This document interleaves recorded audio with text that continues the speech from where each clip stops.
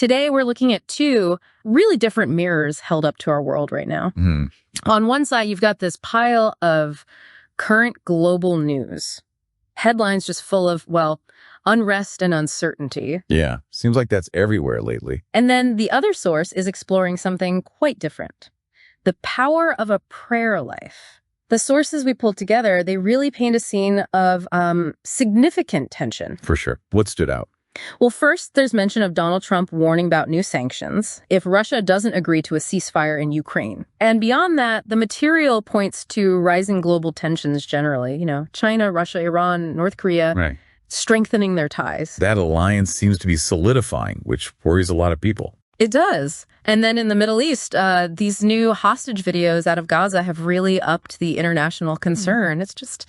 Yeah, such a volatile situation there. Keeps escalating. And almost separately, but still part of the picture, the financial markets are actually up a bit. All these different threads, it really does underscore what the source calls so much unrest and uncertainty. It definitely sets a stark backdrop. It absolutely does. And it's right against that backdrop, this feeling of tension and uncertainty, that our second source kind of pivots. How so? It talks about a growing need for more prayer warriors. Prayer warriors. What does the source mean by that exactly? Well, it defines them. It says they're people willing to stand in the gap and pray for peace, healing, and wisdom around the world. The text suggests prayer's role is pretty vital. It says prayer slows us down to hear what really matters. Like cutting through the noise. And it's also described as where we build our daily strength. So building resilience, like mental, maybe spiritual fortitude. And crucially, it says it's where peace replaces anxiety. When you pray, you're not performing, you're connecting. So it's not about saying the right words or doing some ritual perfectly. Exactly. It describes it more like inviting the creator of the universe into your living room, your kitchen, your car. A prayer life isn't perfect words. It's a daily relationship. A daily relationship. And it changes everything. Right. Well, it doesn't seem to just be about feeling a bit calmer. It sounds more fundamental, like a shift in your whole perspective. From being reactive, maybe fearful.